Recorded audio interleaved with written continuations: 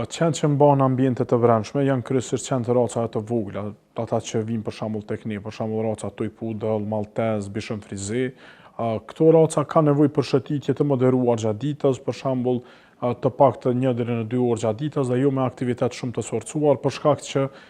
kanë peshën më të vogël, trupin më të vogël dhe kapaciteti i tyre për aktivitet fizik është më i limituar se sa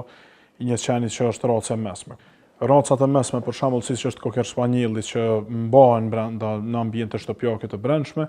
këta qenë kanë kapacitet më të lartë për aktivitet fizik dhe mund të kenë shëtitje në periudha më të gjata gjatë ditës se sa qenë të raca të vogla. Kur jemi për shembull te Cocker Spanieli, ai mund të ketë edhe 2-3 herë në ditë nga 1 orë e gjysmë shëtitje, për shkak që llogaritet edhe që është një qen i cili përdoret edhe për punë nga polici të ndryshme dhe ushtri të ndryshme në përbot dhe është një qen i cili mund t'i përshtatet këtyre kushteve të shëtitjes. Ndërsa racat e vogla, për shkak trupit të vogël të tyre, ata edhe nuk është që kanë shumë mundësi të kenë aktivitet shumë të sforcuar fizik.